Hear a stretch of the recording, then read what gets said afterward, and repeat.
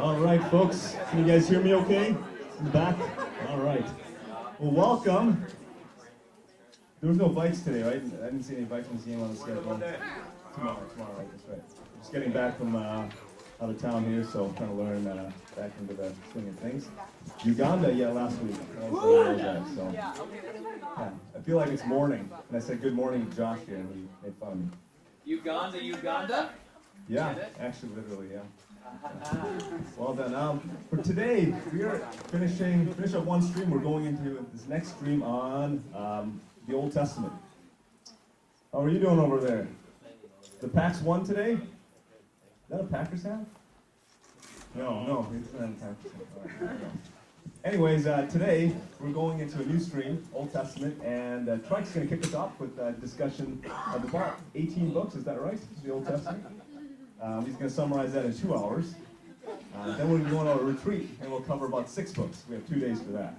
I'm kidding. So it's hard to cover a ton of the Old Testament, but our intention is to get a fair bit of an understanding of an aspect of the Bible that is somewhat neglected, underlooked at, and valued. So we're trying to gain principles from there and then apply it to your lives here. As we do normally here to start off, we have 2 people come up for learning about who they are and praying for their work, etc. Today we have Jenny and Chris. And if you are, Jenny's over here, Chris is in the back. You 2 want to come on up? All right, the 3 questions, as you know, those of you who have been here the last several months, and that's right, it's new maybe. We're asking 3 questions. For Jenny, maybe you'll have her kick off. What are you doing tomorrow at 9 a.m.? Maybe I'll start you off. Yeah, so I work for an accounting firm, KPMG, in international tax. So I will be working on probably a client presentation and making edits to that. So very excited. And Jenny, in your work, what are things that you love about your job that makes you excited to go to work? I really like the variety of my work. So I'm working on, 4 projects at a time with different clients, looking at different issues, and I've probably never done the same thing twice, so I'm always learning something new, and it's always different. Awesome, thanks, Jenny. And Jenny, since I know nothing about your job other than what you're saying right now, what are the challenges that you have, and what are things that we could be praying for you as a body here? So I think this applies to a lot of people, but I struggle with finding my worth and feeling good about who I am as a person through validation at work and feeling like I'm busy and I'm doing a lot of good work. And so when I'm not feeling like I'm doing well at work, then I feel bad about myself. And so I think finding my worth in something that's not my job is something that I need to do. Thanks for the honesty on that. So thanks, Jenny, and we'll go over to Chris here. Chris, same 3 questions. What are you doing tomorrow at 9 a.m.? Tomorrow, unless you do night shifts, we can do 9 p.m. at 9 a.m. I'll stick to 9 a.m. So my name is Chris Drews. I work at 3M Information Security, do all things tech nerd there. Tomorrow at 9 a.m., I manage a platform at 3M, a security platform, and so I'll be sitting in a change approval board looking to push through some changes so that we ultimately get enough eyes on them so that when they get into production, we don't cause issues. So that'll be my 9 a.m. tomorrow morning. Fantastic. And maybe the second question you can go at, what are the things you love about your job? Let's start with that. Sure. One of the things I really like about my job is the chance to solve difficult problems. Ultimately, there are a lot of challenging problems when it comes to technology. You're not necessarily sure how things work, why things are occurring the way they are. You get to work with both the people, the process, and the technology. And I think sometimes we think of technology as solving all our problems, and we need to make sure we think about the people and process side as well. So I like looking at how all of those come together. Great. And Chris, what other things would you be praying for you about? What are the challenges you face in your work this week? Sure. When it comes to that people process technology, ultimately when it comes to people, I have the opportunity to talk with a lot of different people, have conversations. I think I could really use prayer for wisdom in those conversations. What do I need to communicate? What do I not need to communicate? How do I make sure that the message I want to come across comes across effectively? And then I think also patience is really important for me, just because some of the things that may come very naturally to me when it comes to technology may not necessarily be as direct as easy to realize for other people, and I think it's important that I walk along with people as they learn and grow when it comes to technology. Well, thanks, Jenny and Chris. I was wondering if someone would be willing to pray for Jenny and Chris here, thinking through.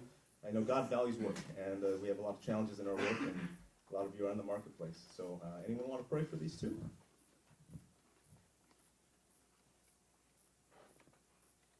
Anybody? Going once? I can pray. Yeah, wonderful. Come on.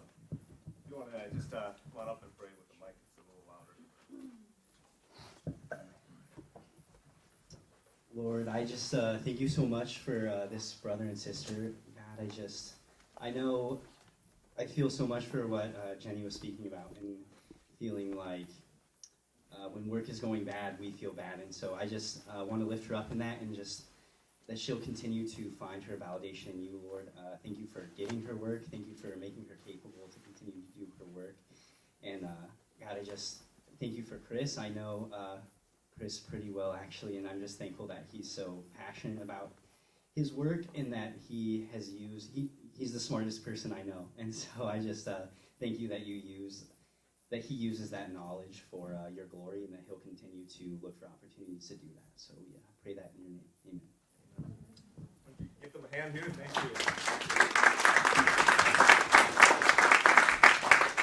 So we'll have Trike come on up here. We have, as we did last month, we have Google Slides, question and answers. So if you have questions that are, I think Trike is pretty interactive, as you guys know.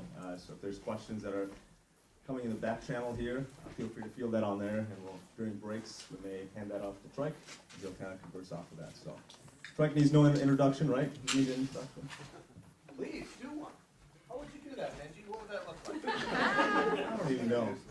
One doctor How introducing far another back? doctor. How far back do we go? 2002. Yeah. 2002, your old building. No, 2003 then. Your new building? Yeah. Baker Square, we met a couple times there. Yes, we did. Yeah. And then, You were never in the old building. no, it never was. Did I do your pre-marital? You don't remember that? How's your marriage? It's doing good. How's he treating you? Is he doing good? Could he do any better? What categories could he do better? I'm done now. We're done. All right, thanks, man. You don't need a mic yet. I would rather not. Can you pick me up without it? You sure? I'll Yeah. talk loud. Yeah. I've got a little bit of a coach's voice. I would prefer not. So that would be fantastic. And this is really awkward to do this. Do not have a handle. So there. Take that. You want any more stools? Come again? You want any more stools? You thinking I'm high maintenance, sir? You're talking to my wife? My staff? My friends? My mom? I had a nap today, so I'm really fired up. Yes, great. We have a lot of stuff to cover, most of which I'm not going to cover. So, obviously, because we're going through the Genesis to 2 Kings 17. So, I'm going to hand these out anytime, whenever you're ready. Yeah.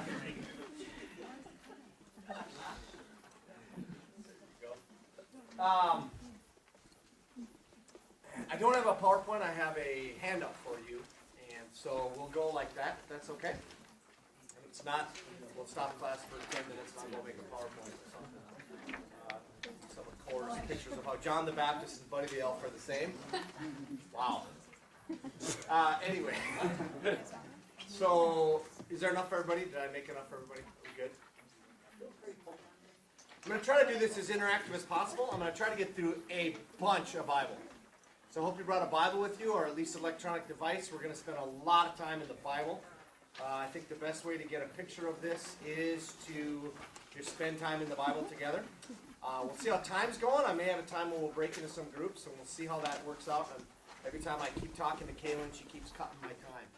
Sounds like people that run the sermons here. So, but we'll see how that goes. And so, okay. When you think of the Old Testament, you think Genesis, all the way up to the time when Israel gets exiled, which is roughly 2 Kings 17 or somewhere in there. Is that right? 17? Is that what I wrote down? Yeah, 17, or there's a time where there's half of an exile, and then the exile starts. And when you think of the Old Testament, and you think of it in its breadth, what are things that you, as New Testament followers of Jesus, latch onto and say, aha! This is the part where I'm quiet because I'm asking a question. It's an actual question. I'm not. Promise to Abraham. Okay, I'll bless all nations there's- through you. Okay, promises to Abraham, blessings to all nations. Very good. Yep. Follow. Yeah, very good. You hang on to that. Yeah, I know. I do. I mean, yeah, story of my life. Promised land. Sort of entering. Oh, Promised Land. I thought it sounded like a theme park. Yeah, Promised Land. Right. Yes. Great. Mm-hmm. Yes, sir. Isaiah, What about him? just the prophecies he made in regards to Jesus' arrival. Okay, good. Prophecies about the Messiah, prophecies about Christ, good. I actually think Job is one that I look back on a lot. Job? Yeah. Yeah. That's most people historically would put that in this time period, although it's going to be covered in your wisdom literature or whatever. That's normally where people study. I love the book of Job. We're not talking about it, but yeah. How faithful to God is to Israel, even though they constantly are screwing up. Isn't that amazing? So just for the sake of everybody, how faithful God is to His promises, to His covenant, even though Israel keeps on messing up. Yep. The building of the temple. Building of the temple. Okay, great.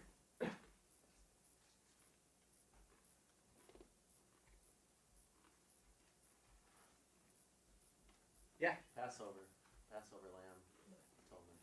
very good. Yep.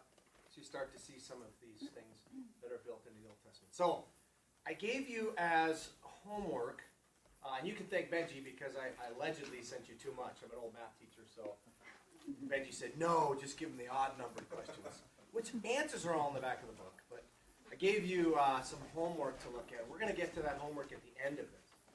I don't know how much of the Old Testament you had to read in preparation for this. How much did they, whatever I told them to read? Did I tell you to read any Old Testament? No. Did you? Just read the New Testament, because okay. So when I first got the deal from Rob and Kaylin, and they said, "Would you be willing to teach?" Someone wasn't on my calendar, and said, "Oh, that's fine. It works, yeah." And then I said, "What?" And then they said, "Well, all from Genesis all the way to the exile."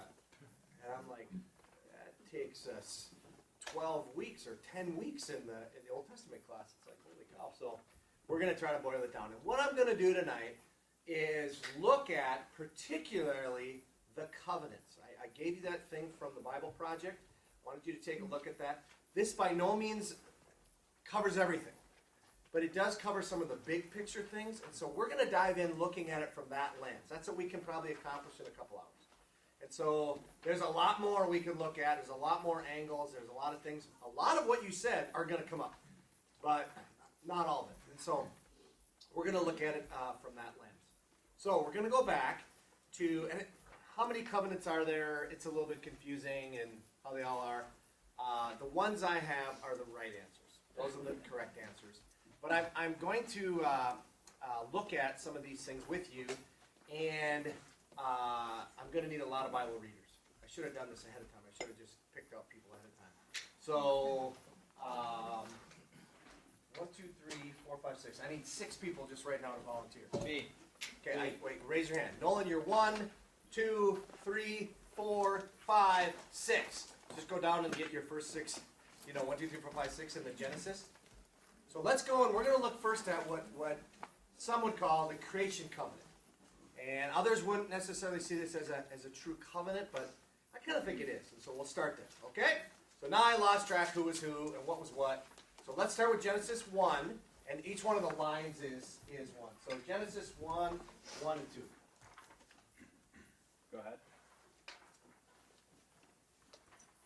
Nice and loud. Who's that? Is that In you? the beginning, God created the heavens and the earth. The earth was without form and void, and darkness was over the face of the deep. And the Spirit of God was hovering over the face of the waters. Okay, now I know you, I'm going to make a bunch of comments. That's just kind of the way this is going to roll. If you want to jump in, just jump in. There's a ton of things that Genesis 1 doesn't tell us. There's a ton of things it does tell us. What does it tell us in this one verse? God was there. God created it. Okay, that is no small thing. Okay, I know that the Packer fan, that might be the highest answer you get, but that's not a bad one. So I just alienated about fire people in this room, but that's okay. Congrats on your win today. Fire your coach and you get a win. Go figure.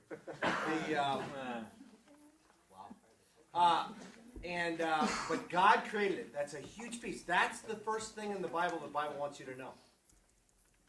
Right? By the way, that's one of the last things the Bible wants you to know. Revelation 4 and 5. God gets honor for you created all things. And by your power they exist and have their being. Right? Okay. So, God creates.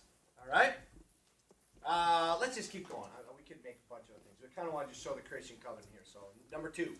Then God said, "Let us make mankind in our image, in our likeness, so that they may rule over the fish in the sea and the birds in the sky, over the livestock and all the wild animals, and over all the creatures that move along the ground." So God created mankind in his own image. In the image of God he created them. Male and female he created them. God blessed them and said to them, "Be fruitful and increase in number. Fill the earth and subdue it. Rule over the fish in the sea and the birds in the sky and over every living creature that moves on the ground." Then God said, "I give you every seed-bearing plant on the face of the whole earth, and every tree that has fruit with seed in it. They will be yours for food. And to all the beasts of the earth, and all the birds in the sky, and all the creatures that move along the ground, everything that has the breath of life in it, I give every green plant for food," and it was so. God saw all that he made, and it was very good. And there was evening, and there was morning, the sixth day. Okay, great. So, just some observations you see from this passage. Just general observations about God and his the creation of humanity. Just create them in our image. He says, create them in our image. So a lot of people look at this and say, this is an early indication that God is a plurality. We wouldn't get Trinity necessarily here, but we would definitely get plurality. Later we find out it's a Trinity. Yeah, great. What else do you see? He gave them work Gave them work, right? They were, and what was their job? to rule over the birds and the creation. Yeah, so that they were to rule it, right? Subdue it, or to steward it, right? Great, great.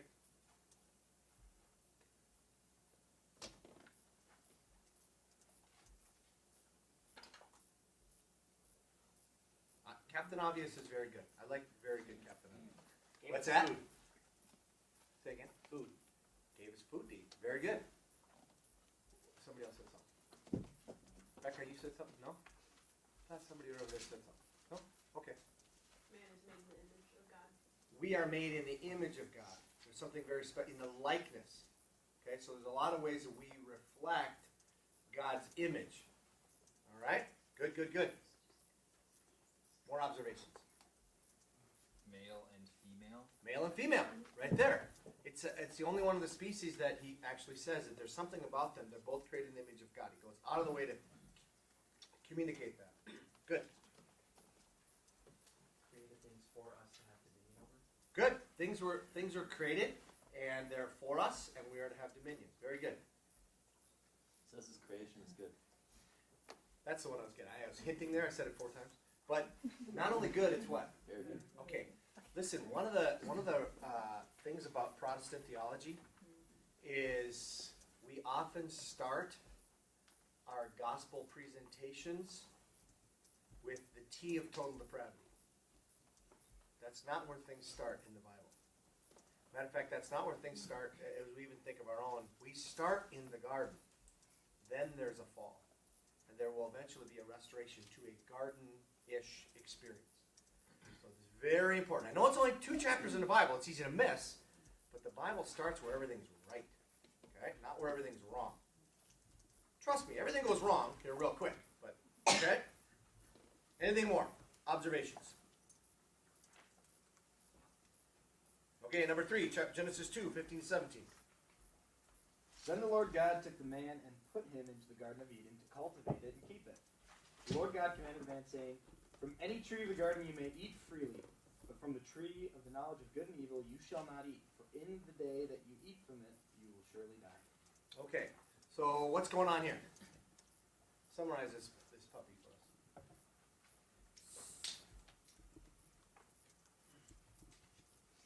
There's a rule. You got it. One job. Well, you got one job and one rule, I guess. Yeah. Tend the garden. Don't eat from the tree. Why not eat from the tree? You'll die. Right. Why not? What's special about that particular tree?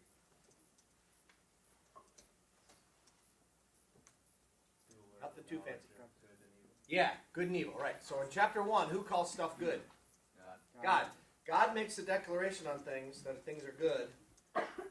Or even in Genesis 2, when he sees Adam alone, he says it's not good. That wouldn't be evil there. It just would mean not completed, right? Not fulfilled the way he wants it.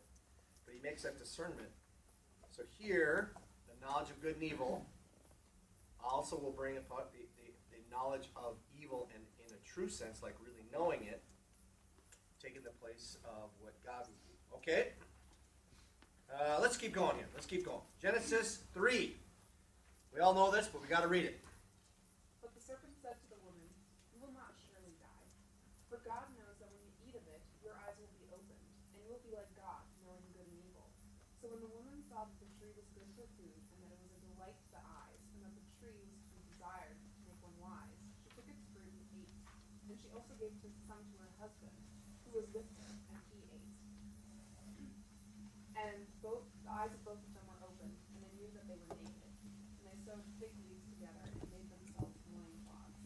And they heard the sound of the Lord walking in the garden in the cool of the day. And the man and his wife hid themselves in the presence of the Lord God and in the trees of the garden. The Lord God called out to man and said to him, "Where are you?" And he said, "I heard the sound of you in the garden, and I was afraid because I was naked, and I hid myself." He said, "Who told you that you were naked? Have you eaten of the tree which I commanded you not to eat?" The man said, "The woman who you gave to be with me, she gave me the fruit of the tree, and I ate." Then the Lord said to the woman, "What is this you have done?" The woman said, "The serpent deceived me, and I ate." The Lord God said to the serpent, "Because you have done this, cursed are you above all livestock, and above all other beasts of the field. On your belly you shall go, and dust you shall eat all the days of your life. I will put enmity between you and the woman, and between your offspring and her offspring. He shall bruise your head, and you shall bruise his heel." To the woman he said, "I will surely multiply your pain in childbearing. In pain you shall bring forth children. Your desire shall be contrary to your husband, but he shall rule over you." And to Adam he said, "Because you have listened to the voice of your wife, and have eaten of the tree of which I commanded you, you shall not eat of it. Cursed is the ground because of you. In pain you shall eat of it all the days of your life. Thorns and thistles it shall bring forth for you, and you shall eat the plants of the field. By the sweat of your face you will eat bread, till you return to the ground.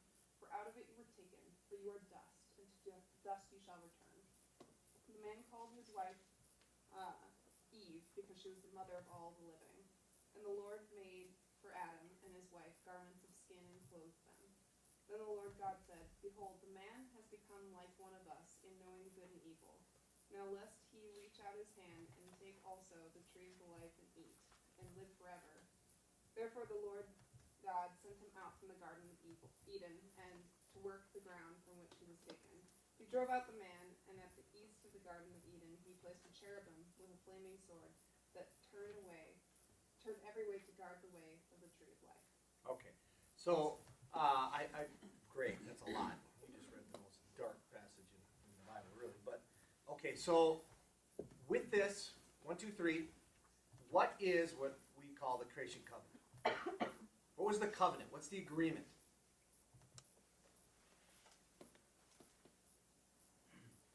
Yeah.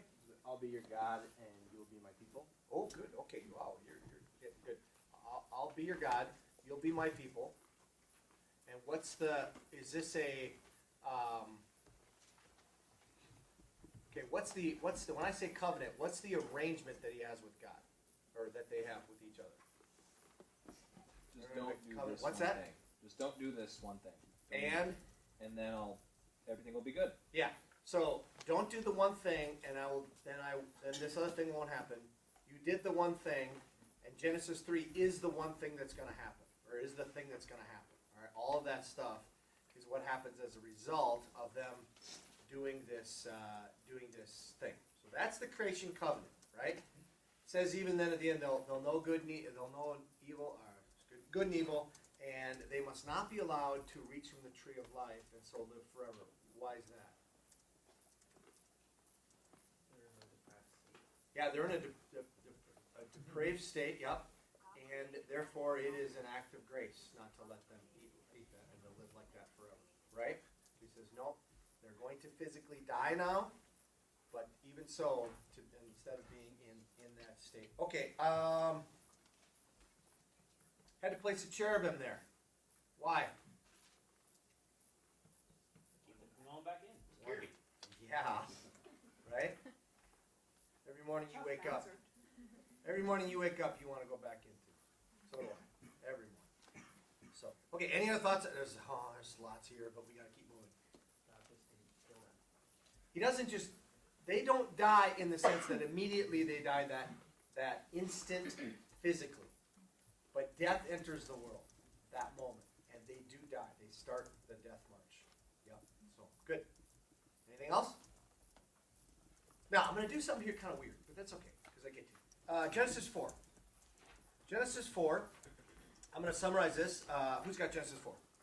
There you go. All right. Genesis 4. I'm going to summarize it a little bit. Is Cain and Abel, right? We're all familiar here. Cain and Abel. They both offer sacrifices. God prefers Abel's. Doesn't prefer Cain's as much. Pick it up just for the sake of time in verse 4. And Abel also brought of the firstborn of his flock and of their fat portions. And the Lord had regard for Abel and his offering. But for Cain and his offering he had no regard. So Cain was very angry, and his face fell. The Lord said to Cain, "Why are you angry, and why has your face fallen? If you do well, will you not be accepted? And if you do not do well, sin is crouching at the door. Its desire is contrary to you, but you must rule over it." Okay, so somebody describe what's going to happen. If you've read the story, you know what's going to happen. What is God talking about here?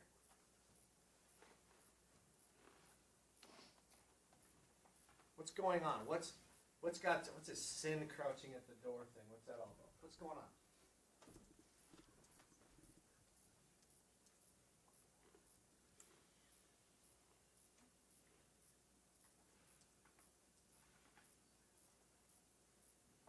What is Cain thinking of doing?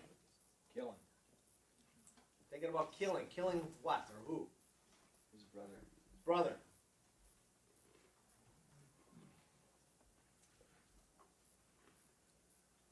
Is that okay? No. Are you ready for the question? Why? Why is it not okay? Because they both have the image of God. Okay. Sure.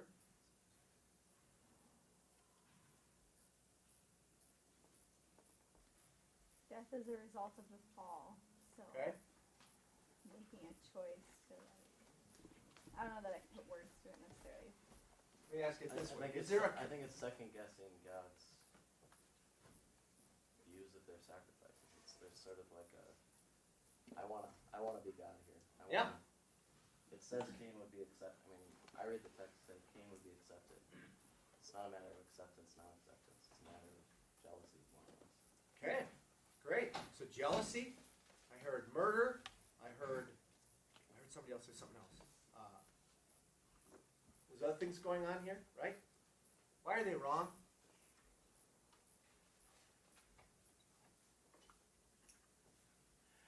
Is there a command in Genesis 1, 2, or 3 that you shall not kill your brother, you shall not be jealous, you shall not... Is there any command there? No. There's no command. So how's it sinful?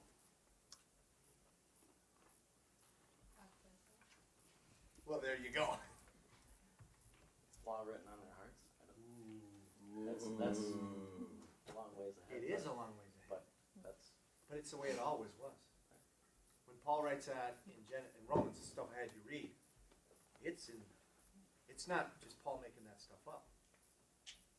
They knew it was wrong. They knew it was wrong. There's something, law written on your hearts. Okay? Very good. Okay, good. That's where we're going there. Genesis 6 now.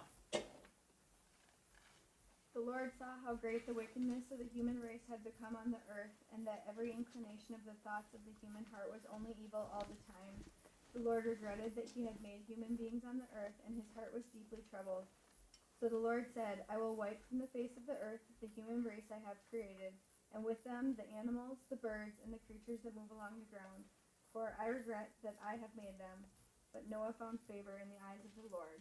Okay, it's hard to know where to put this one on the because the Noahic one, Noahic. By the way, all of these covenants are just going to have the dude or the person or the whatever name and then an IC. It's just, don't be freaked out with that, but you'll always read it that way. Davidic, Mosaic, Abrahamic, whatever. So,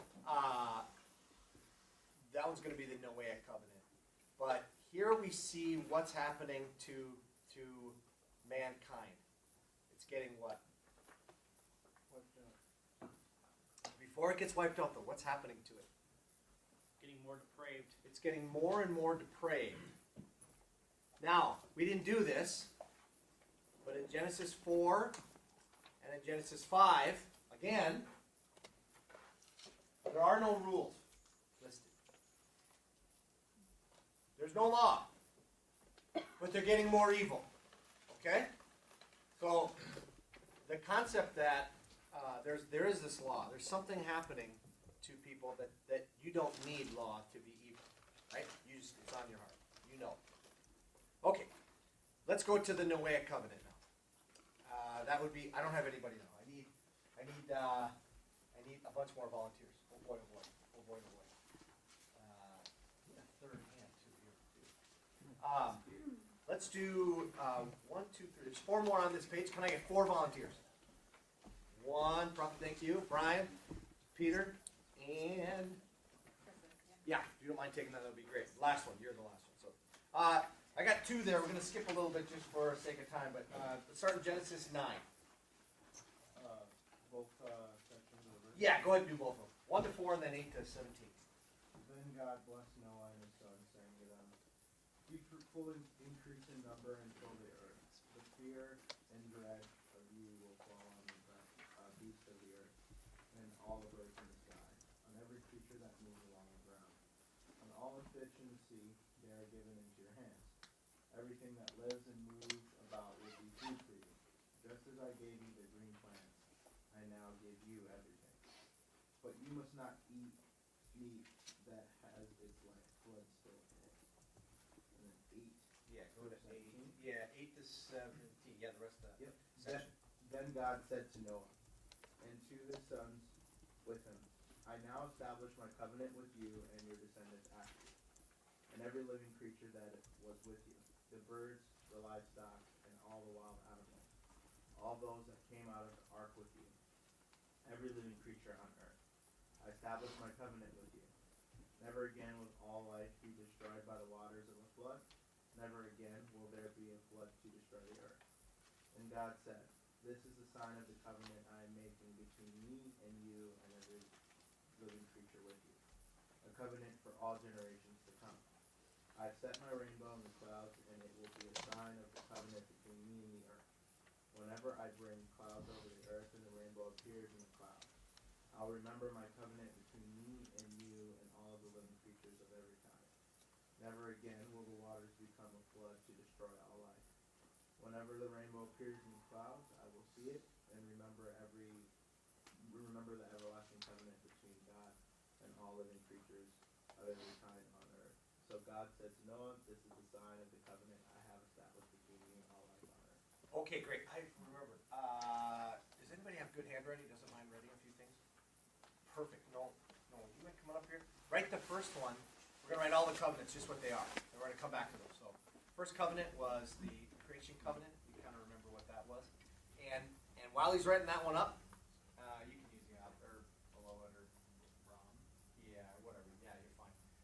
And you're going to need room for 1, 2, 3, 4, 5, 6 covenants. Yes, so make sure you leave space. Okay, so somebody describe what the Noahic covenant is. What's the agreement? I will not wipe out the earth with a flood. I will not wipe the earth out again with the flood, and you would assume it's safe to say by any other means. Or I'm not going to do that. What is the agreement? Is there any conditions to this one? Nope. There are no conditions. It's just a statement. It's a promise, really. I'm not going to do this. And there's a sign. The sign is going to be the rainbow. So God doesn't have a bad memory when He says, "Oh yeah, that's right, rainbow. I'm not going to trash you guys." Right? That's not what it is. It's really a sign for us to go, "Yeah, that's a good reminder that you're not." And I don't know if you do that. I do. I look at a rainbow and say, God, that's a sign that you're not going to bring what we deserve for our sin upon us right now. So that's awesome. Okay? Any other thoughts on the Noahic covenant? I forgot to mention, they you know the whole story of Noah and the ark and the whole thing. And it always amazes me that we make Noah and the ark a child's gift, right? We have two with a little thing they could play and put the kids on the ark. While the flood came and killed everything around. It's like every kid should need serious traumatic counseling. But anyway, anything more on Noahic covenant? Yeah, Brian. Then reestablishes what he told Adam and Eve, the rules of what they should be doing. Be fruitful and multiply, right? Yep. Right. That's good. It's not a condition to the covenant here. He's just telling them what to do. But you're right. It's a great observation. I'm always reminded in this story that God cares about our thought life. Like He says, their thoughts were evil all the time. Yeah. It's terrifying. Yeah. Yeah. Are we the sign of the creation covenant? Is there a sign issued, or do we take that as the image of God that we bear as the sign? Back up and hit me with that again. I didn't follow. Rainbow is the sign of the Noahic covenant. Yes. Is there a sign of creation covenant? Is it just creation, or are we particularly special in that? Because I know we see other signs of the other covenants come out. I don't know if there is one. That's a good question. I know the answer, but I wonder if anybody else might know the answer.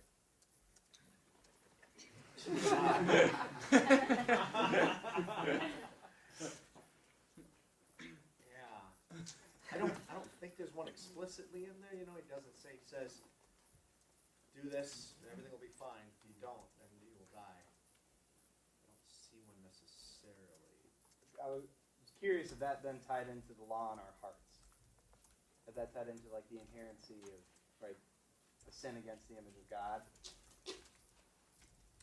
So, example of the Abrahamic covenant in circumcision or something, where failure to do that would be rejecting being a part of God's people in, I guess, loose terms. So, would that tie in at all of like why sin is now on the hearts of man? Wait, let me back up to what you said. Just let me back up because I'm going to ask a question that I can answer. So that's a preacher trick. What is and you said the law written upon their hearts? Not in the Old Testament, in the New Testament. What is the law written on their hearts in Genesis 1 and 2 language? And 3. Yes, the knowledge of good and evil. So in Genesis 1 and 2, they don't have that. They're not thinking evil. They're not thinking nothing. They're naked and unashamed. I'm thinking about a peanut butter sandwich. Well, that's the coolest thing ever. I'm thinking about pink elephants. Well, isn't that fun? That's life. I mean, and they enjoyed it, right? Knowledge of good and evil is the law then written upon their hearts. Maybe that's a sign. I don't know. So the law written on our hearts isn't written by God necessarily. The law written on our hearts. Product of like the fruit and sin, it isn't written by God. Is that what you're saying? I'm just going off of what you said. In like you're saying like Your mustache is throwing me off here a little bit, brother. I'm just having a little. Yeah. That's why Where's Stella? you vote yes on this thing? Did you vote yes? Did you get him an old 78 van too and everything? Sorry, dude. That was uncalled for. Knowledge of good and evil, right here. Anyway, keep going. You're thinking great thoughts. I'm stalling. It seemed like you equated the two. I did. Knowledge of good and evil and the law in our hearts. I did. And so the They knowledge didn't of have- evil was a result of sin, correct? Yes. And so are you saying that the law in our hearts is a result of sin as well? I guess I'd always interpreted that as God had written that on our hearts. So we understand that because God gave that to us. The knowledge of good and evil comes as a result of the disobedience, but the knowledge of good and evil isn't necessarily in itself evil because, how can I say that? Because God has it, right? Well, I'm not saying it's bad. I'm just trying to... The knowledge itself isn't bad, but they got it because they didn't have any evil before that. There was sure. It was like saying they had the knowledge of puppy dogs and Gazornenplatt. Are you saying like the law written Better on let me our finish heart- that sentence because Oh. nobody knew what I just said. Okay. Nobody knows what a Gazornenplatt is. It's a word that Bob Newhart made up many years ago as a weird word. You don't know what the difference is, so you wouldn't know. Good and what's the opposite? What do you mean there's something else other than good? You wouldn't even know. It wouldn't even occur to you. Yeah. So, I mean, yeah, I guess that kind of gets at it. So you wouldn't need a law written on your heart pre-fall. No. So it is. And you so won't have it one is a post-resurrection. Just not in the sense where you're going to be tempted. Right.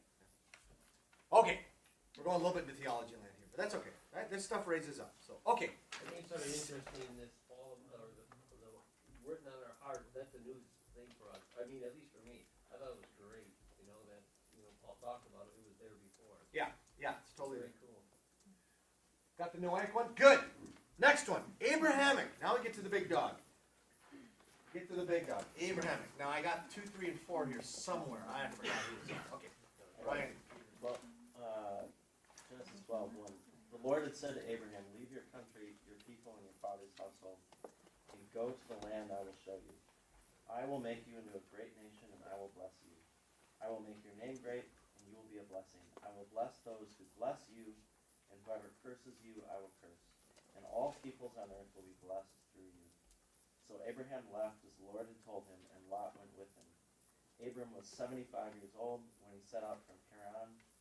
He took his wife Sarai, his nephew Lot, all the possessions they had accumulated, and the people they had acquired in Haran, and they set out for the land of Canaan, and they arrived there.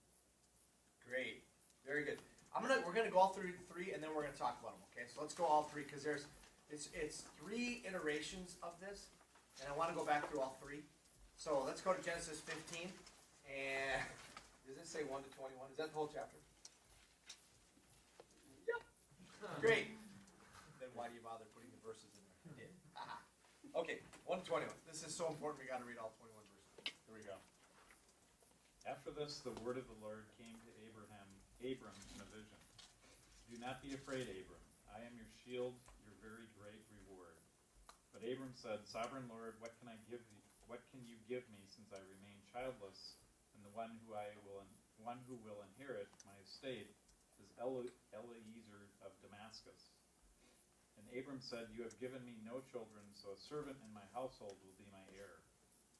Then the word of the Lord came to him, "This man will not be your heir, but a son who is your own flesh and blood will be your heir." He took him outside and said, "Look up at the sky and count the stars, if indeed you can count them." Then he said to him, "So shall your offspring be." Abram believed the Lord, and he credited to him as righteousness. He said to him, "I am the Lord who brought you out of Ur of the Chaldeans to give you this land to take possession of it." But Abram said, "Sovereign Lord, how can I know that I will gain possession of it?" So the Lord said to him, "Bring me a heifer, a goat, and a ram, each 3 years old, along with a dove and a young pigeon." Abram brought all these to him, cut them in 2, and arranged the halves opposite each other. The birds, however, he did not cut in half. Then birds of prey came down on the carcasses, but Abram drove them away. As the sun was setting, Abram fell into a deep sleep, and a thick and dreadful darkness came over him. Then the Lord said to him, know for certain that for 400 years your descendants will be strangers in a country not their own, and that they will be enslaved and mistreated there. But I will punish the nation as they serve as slaves, and afterward they will come out with great possessions. You, however, will go to your ancestors in peace and be buried at a good old age. In the 4th generation your descendants will come back here, for the sin of the Amorites has not yet reached its full measure. When the sun had set and darkness had fallen, a smoking firepot with a blazing torch appeared and passed between the pieces. On that day the Lord made a covenant with Abram and said, to your descendants I give this land, from the Wadi of Egypt to the great river Euphrates, the land of the Kenites, I'm going to cut you off there just you can thank me later. So, all the gigabytes and the megabytes. So, let's go to 17, and just for the sake of time, I am going to cut this one a little bit, and I want you to read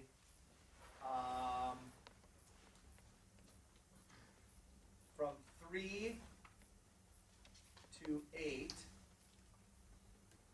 No, from 3 to 14. Let's do that much. We'll just cut it a little bit, just for sake of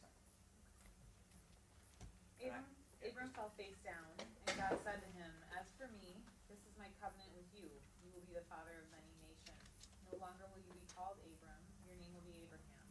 For I have made you a father of many nations. I will make you very fruitful. I will make nations of you, and kings will come from you.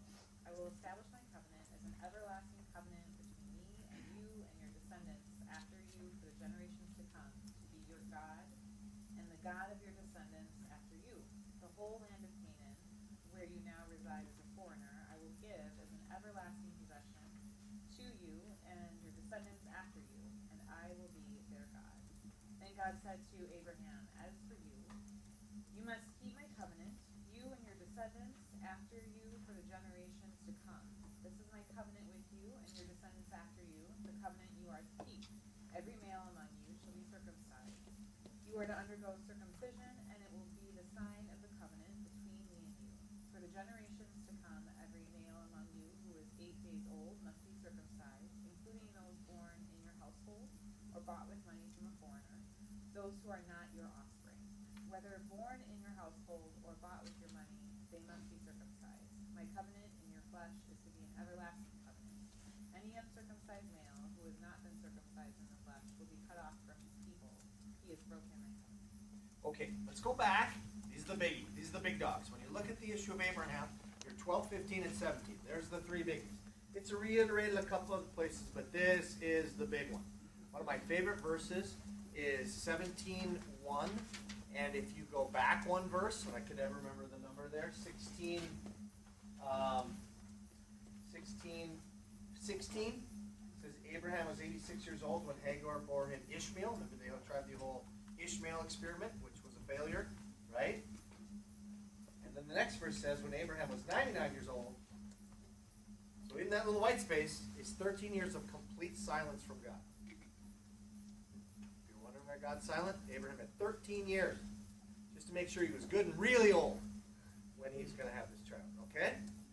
So, my favorite verse in silence is this 13 years. Okay, let's go back to 12. And what I want to answer so we can put up on the board is we want to ask ourselves, what is the Abrahamic covenant? What's the agreement that God's making with Abraham?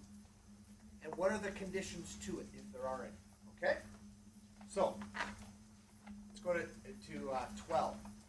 From Genesis 12, I tell you what, don't write this until we get done with all of it. We'll kind of summarize it, okay? Because it's going to be way too much otherwise. Genesis 12. What is, or are, the issues in the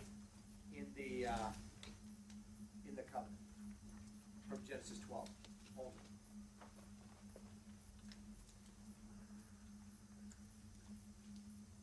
I will make you a great nation. Okay, I'm gonna bless you and make you a great nation. Very good.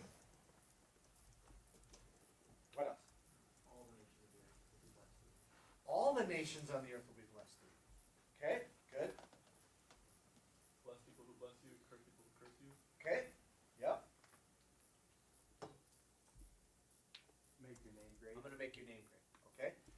conditions in Genesis 12. Are there any conditions? In other words, there's an if and then a then. If you do this, then this will happen. He's got to go where God. He's got to trust God to go where God tells him to go. Right. It says, "Go from your country," and this will happen. I'll show you. And there's this, and Abraham went. Okay, so you could imply that that's a condition, although it wasn't a stated condition. Okay, very good. Let's go to Genesis 15. We need to. Any more on Genesis 12? I don't want to take. That's the biggie. Okay, Genesis 15. A lot in this chapter. One of the most theologically important chapters in the Old Testament. So, someone describe what's happening. I know we went it through here kind of quickly, but what's happening? God appears again to Abraham. Abraham's out in the middle of the wilderness, or I guess everything is wilderness, you know. But he's in a tent, right? Describe what's going on. Covenant and blood. Ooh. Back up a little bit from that. That's good. We're going to get there. What happens? Abram's doubting God. Yeah, he's saying, I don't have a kid yet, right? So what does God say to that? Being very, very colloquial here. I don't have a kid yet. God says what? You will. You're going to, and why don't you do something? What do you want him to do? Sacrifice. Count the stars, right? And this is count the stars. Have you ever been to Boundary Waters somewhere there's no light pollution? Isn't that funny they call it that? But you just, there's stars everywhere. And what does it say about Abraham? Genesis 15:6. You got a Bible? Underline it. Genesis 15:6. Very important. Quoted often in the New Testament. Abraham believed the Lord, and God credited it to him as righteousness. Okay? The minute that happens, though, the minute that he believes on that, then what takes place next? Abraham questions God. He does. He says, I'm going to give you this land. And now he says, I don't know. Right? I don't know. The star thing, I'm good with. The land thing, there's people in those lands. They're big. Right? And I don't know. Right? And so what's God's answer? One of my favorite verses in the Bible. Go get a heifer. Right? That's what he says. Go get a cow. Now, does anybody know the history of what's going on here? What's going on here? Very important. Aren't they making a covenant? Yeah, in fact, they would call it cutting a covenant. What you did is you took an animal, you cut it nose to toes, you laid it half and half, sometimes several animals. And you would stand with your person you're making a covenant with, and you would recite, you would hold hands, and you would recite that, you know, I promise not to take your sheep, and you promise not to take my whatever, and we'll live next to each other. And then you would walk through the middle, and you're indicating what? Anybody? Let this be done to me if I break this covenant. Exactly. Let this be done to me if I break this covenant. Okay? So following that, that's a good piece of historical. This chapter's like, what the heck is going on with these cows cut and all that kind of thing? Okay, so now what's the agreement that God makes? What does he actually say? What am I making an agreement with you? Know for certain, he says something. Your descendants will be strangers in a country not their own, and they will be enslaved and mistreated 400 years. Not exactly what a guy who's got no kids yet wants to hear. Like, whoa, wait a minute here now, right? God's telling him the whole thing. This is what's going to happen. Okay? But then something is going to happen.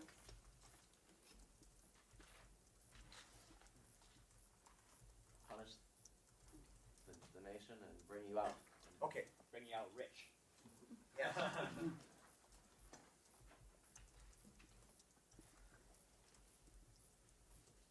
Who's getting kicked out?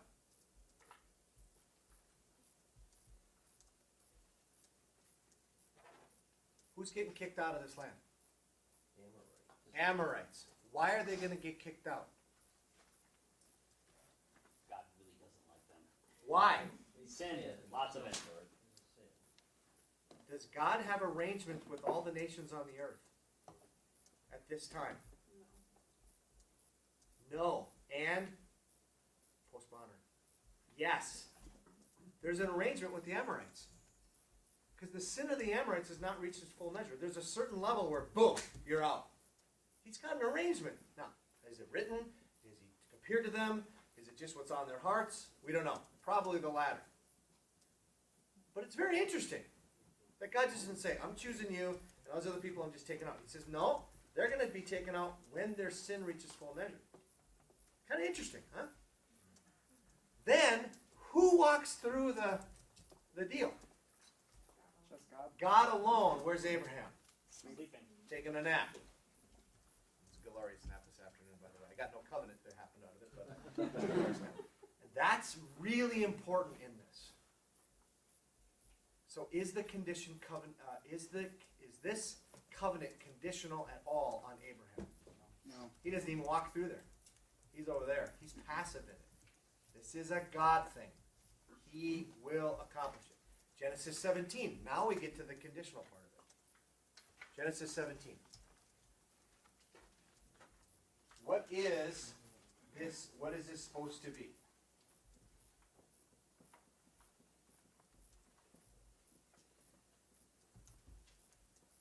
I can't remember what it was. 4 to 8. What did we read? 4 to 8 something? Basically circumcision. Yeah. So the only thing it says you are where are we at? 10. This is my covenant with you and your descendants. The covenant you are to keep. Every male among you shall be circumcised. Okay. So there, that is you are to keep that. All right. You are to keep this covenant. Okay. Now for Nolan, somebody write down or tell us what is the Abrahamic covenant in short. Will fit easily. Where we still have 3 more covenants to do.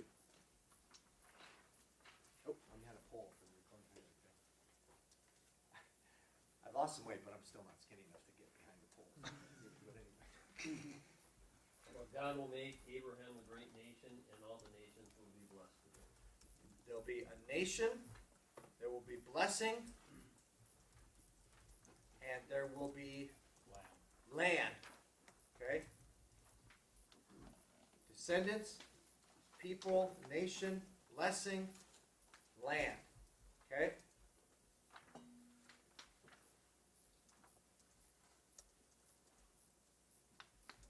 Condition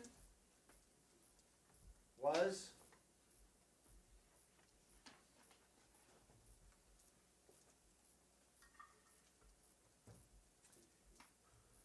when is the condition is given when? I'm not asking this question very good. Let me just say what I want you to say. And then you'll go, yeah, that's what we're going to say. The promise is made, the covenant is cut, but then there's supposed to be a sign. It's a sign, and if you don't obey it, though, there will be consequences. But Abraham doesn't walk through it. There's nothing really in Genesis 12 other than, and it could be Brian that he had to go. It could be that's there. But the one and only condition on it was circumcision, but it was done after the covenant was made. Okay? You got it? Someone summarize that in a sentence. It's unconditional, except it's supposed to be a sign given by circumcision. Okay? Very good. Anything more on Abraham? Because believe me, we are skipping through a lot of our Bible now. How does the role of, like, I'm blessing you, you are to be a blessing, like, how does the fact that they're supposed to be a blessing fit into this, and they didn't really do that? Flesh out for me what you mean by that, because I've heard that phrase in like 2 or 3 different capacities, and so. So, like, I mean, he talked about, oh no, which one was it? Here's it called. So, 12:3. So, and all peoples on earth will be blessed through you. Great. But they eventually they turned inward. They weren't outward facing. Good. So, it's a controversial question. A lot of different answers. Can I come back to that? But I promise I will. So, because I don't want to jump. One of the biggest questions we have in the Old Testament is, what's the point of Israel? Right? Why not just go to Jesus? Right? What's the point? But I want to come back to that, because the Bible's going to answer a lot of that.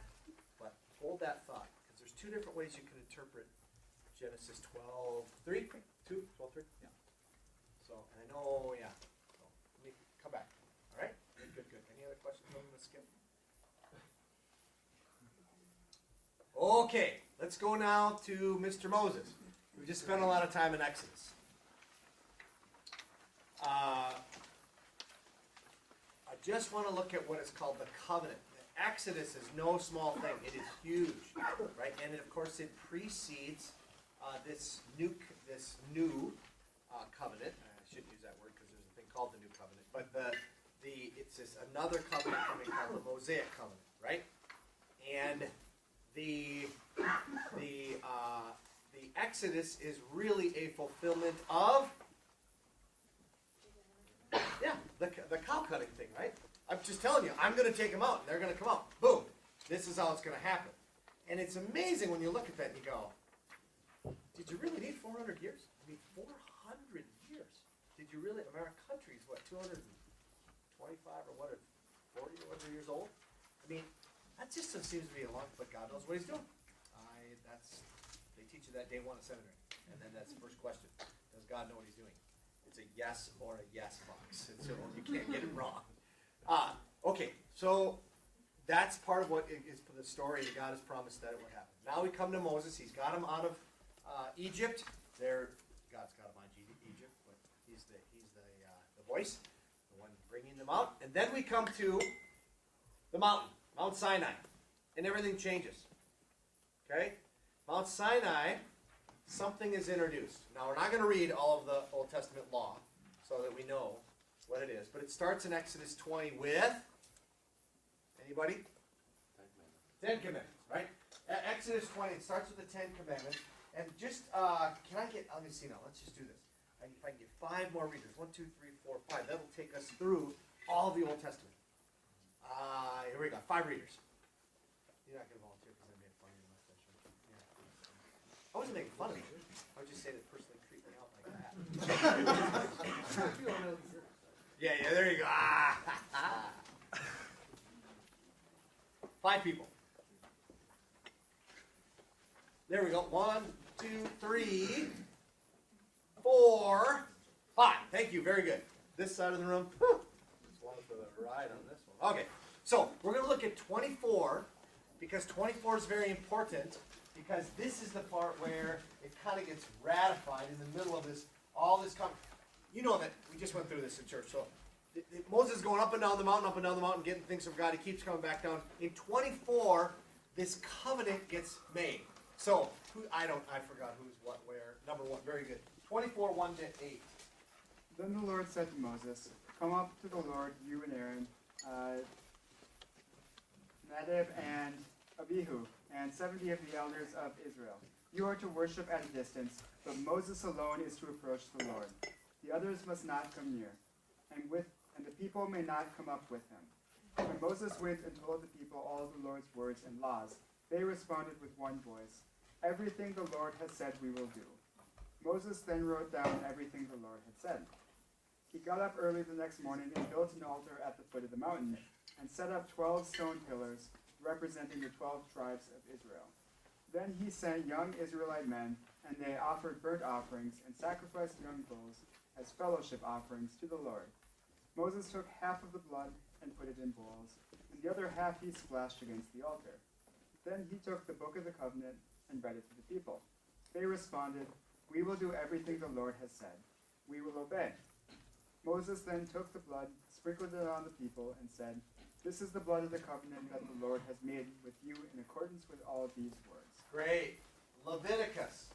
Now, what's happening here between Exodus and through the book of Leviticus, some in Numbers, a bunch in Deuteronomy, more and more and more of this law is being exposed, being told, this is the way it's to be done, right? So I'm certainly not going through all of that. But that's what's going to be there, like explicitly. Here's what it means, not just what you imagine, but what actually I want. Leviticus 18:1 to 5. Somebody got that one, number 2. Yep. The Lord said to Moses, "Speak to the Israelites and say to them, I am the Lord your God. You must not do as they do in Egypt, where you used to live, and you must not do as they do in the land of Canaan, where I am bringing you.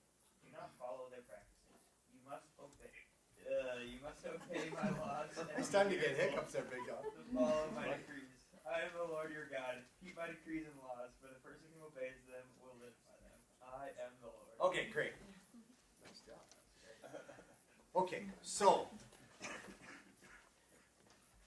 very difficult to do, but I want you to summarize from Exodus 20 through the book of Deuteronomy. How do you like how fast we're going there? In what is the essence of the law? Capital L, as when you get to New Testament, you'll see often they are referring to the Mosaic Law. What is the Mosaic Covenant? Ooh, brave. I like it. Go. Would it be to be a people set apart? What is the actual? Yeah, it would be, but I want to hear specifically. What's the agreement? What's the handshake? There is a handshake on this one. In other words, you're doing something, I'm doing something. Yeah. Obey my law and you shall live. Boom. There it is. Do this and you will live, right? That's why I had you read Leviticus 18, 17. No, 18, 5. Keep the decrees and laws, for the person who obeys them will live by them. Do this and you live. Contrary, what? What's the counter to that? It's Captain Obvious, but don't do it and die and become separated, or not be a people. Okay? And it is the Old Testament is filled with what's going to happen. Right? So in your Old Testament reading, you maybe even got to that thing where in the book of Deuteronomy, Moses talks about two mountains, Mount Gerizim and Mount Horeb. Thank you. And they're going to put a whole bunch of tribes on one, a whole bunch of tribes on the other one, and they're going to yell at each other. What are they going to yell? Does anybody remember? Yeah. Blessings and curses. Blessings for obedience, curses for not. And when they finally get to in Joshua, when they get there, they actually do it. It's real short. It's not very, it's not really big fanfare, but it just says they did that. They went to the mountains and they yelled at each other. There's these things that are going to happen. And it's fascinating. I was teaching the Old Testament class. I got to teach that section. Cor and I are doing it together. And then I also got to teach one of the prophets. I can't remember which one it was. And I said, let's go back and look at those things that were going to happen. And they're all happening. So this is just what happened from break the covenant. It's simply this. The Mosaic covenant is this. Do this and you will live. Don't do it, you won't live. Okay? Comments, thoughts. That's summarizing an awful lot.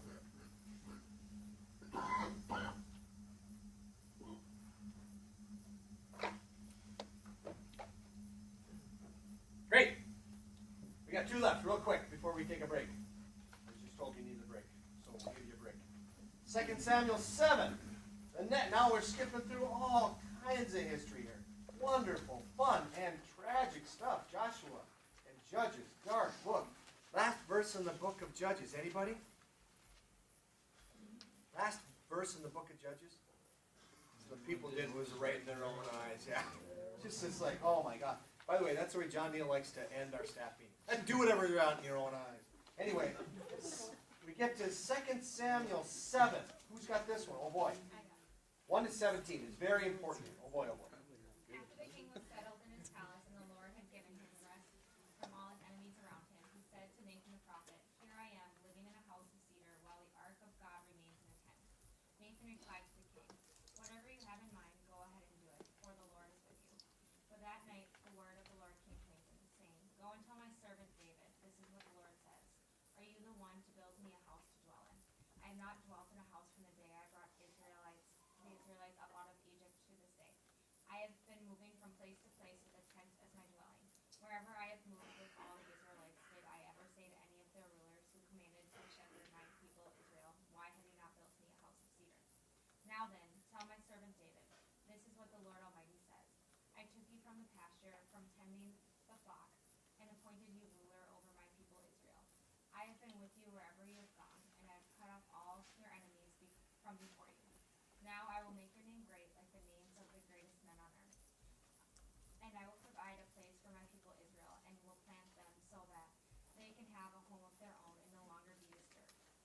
people will not oppress them anymore as they did at the beginning, and have done ever since the time I appointed leaders over my people Israel.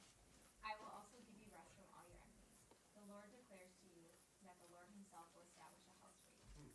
When your days are over and you rest with your ancestors, I will raise up your offspring to succeed you. You will your own flesh and blood, and I will establish his kingdom.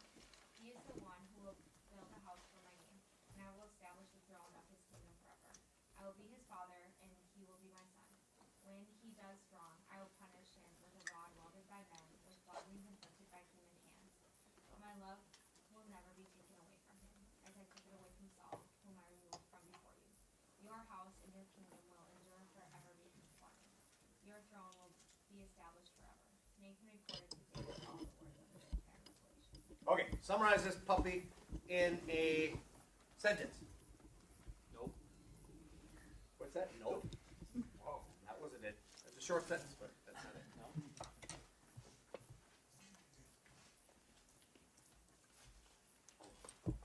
David wants to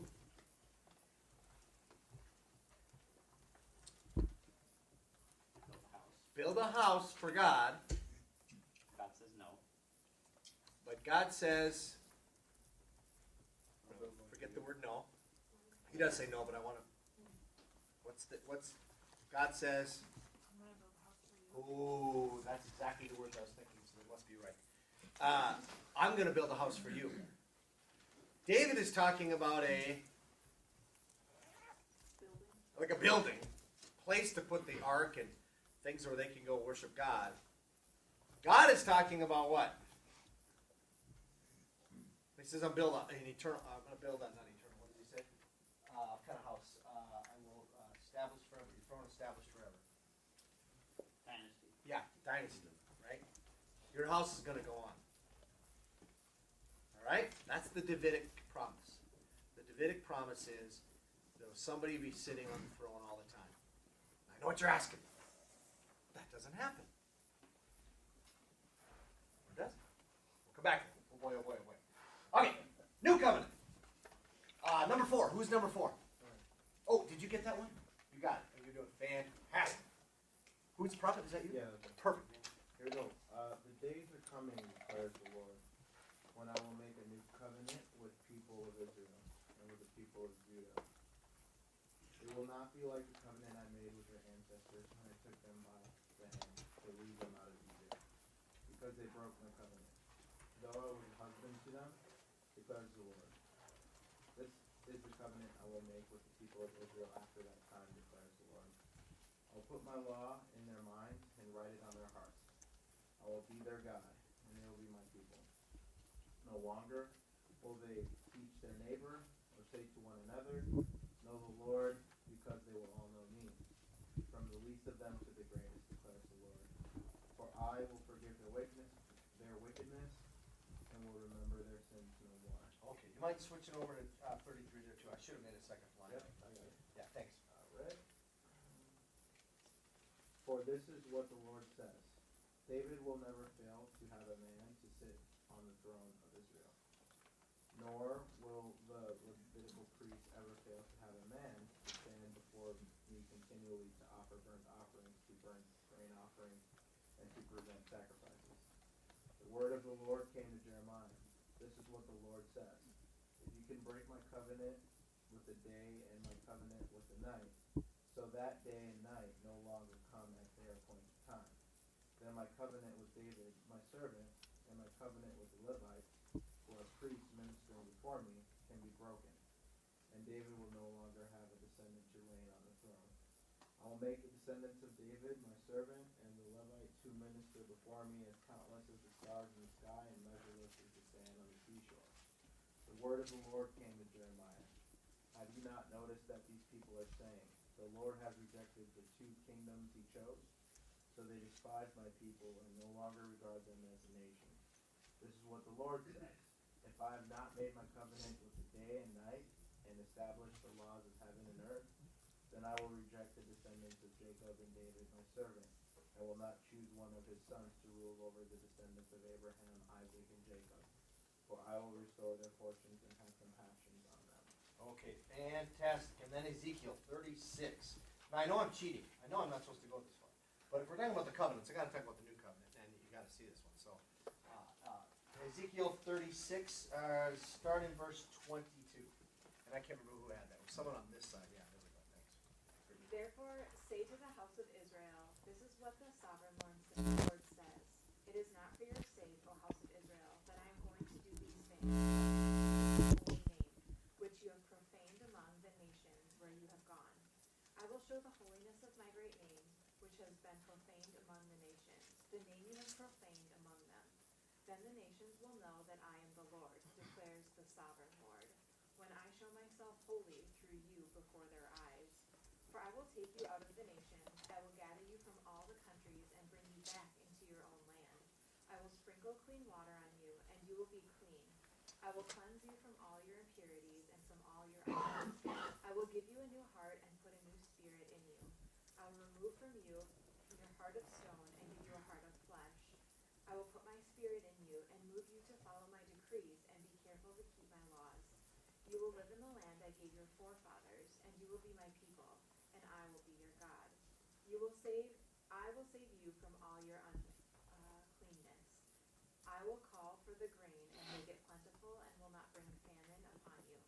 I will increase the fruit of the trees and the crops of the field, so that you will no longer suffer disgrace among the nations because of famine. Then you will remember your evil ways and wicked deeds, and you will loathe yourselves for your sins and detestable practices. I want you to know that I am not doing this for your sake, declares the sovereign Lord. Be ashamed and disgraced for your conduct, O house of Israel. Okay, what is this new covenant that is coming? It's promised. Again, this is after the exile, but there's a promise for it, and there's this new covenant that's going to take place. How would you summarize it?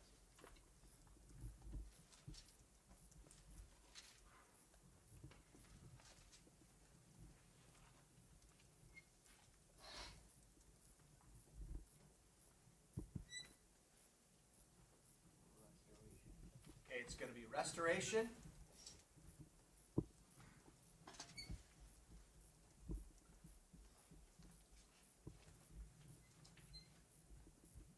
If the Mosaic covenant was do this and you will live, what's the new covenant? Live and do this. Yes. Ooh, that was even better than the way I was thinking about saying it. Oh, man, that was good. I will sprinkle clean water and you'll be clean. I'll move you to follow my decrees and laws. Right? There's something different going to happen. It's a different way of going about it. Okay? Now, perfect. You got that? That's great. We're going to come back to these. And we're going to ask ourselves, how do we now, as New Testament people who are followers of Jesus, what do we make of these? How do the covenants affect us? Do they affect us? What's the purpose of Israel? We're going to come back to that. And we're going to ask ourselves then, ultimately, if we're following the storyline correctly, right, and you're walking through the Old Testament, one of the ways I like to think of the Old Testament is you can walk your way through it and not realize that the movie has a twist. And if you don't follow the twist, you'll miss the point. I would say to you that the only way to, you ever seen I can do it. It's a 20-some-year-old movie, the Sixth Sense. Yeah. Sixth Sense, right? I see dead people, right? I see dead people. It's not until about 80% in the movie or 90% in the movie you find out what. If you haven't heard it by now, it's 20 years. Okay, so I mean, he's dead. Now, if you rented that movie like I did, what do you do with the movie when you find out that he's dead? You rewatch it, or at least in fast forward, to see how he's interacting. You see if it works, and see if it fits. What is the I see dead people in the New Testament that gives us a twist on what's the storyline of the Old Testament? What's the It's Jesus. Actually, that's not it. You thought, oh, it must be squirrel then, right? Because if it's not Jesus, it looks squirrel. No, I want you to go to Ephesians real quick and we'll take a break. No. I don't want you to go to Ephesians. I want everybody to look at me. Now, if you have this verse memorized, then don't cheat. I'm going to read this to you. Paul's speaking, and he says to them, surely you have heard about, this is Galatians 3, starting in verse 2, you've heard about the administration of God's grace that was given me for you. That is the mystery made known to me by revelation, as I've already written briefly.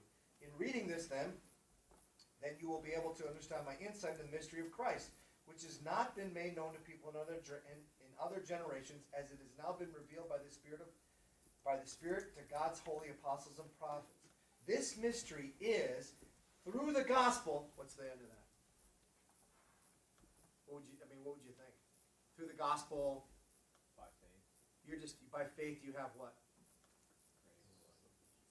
Salvation and forgiveness of sins. That's not what it says. It says this. This mystery is that through the gospel, the Gentiles, the nations, same word, ethnos, same word, the nations are heirs together with Israel, members together of one body, shares together the promise of Christ in Christ Jesus. That's the I see dead people. That's the, whoa. It's about the nations? Because that's not the way you normally read the Old Testament. And to come back to your question, you would say Israel was there to bless others, and they blew it. But with the aha, we're going to come to maybe a little different conclusion. Okay,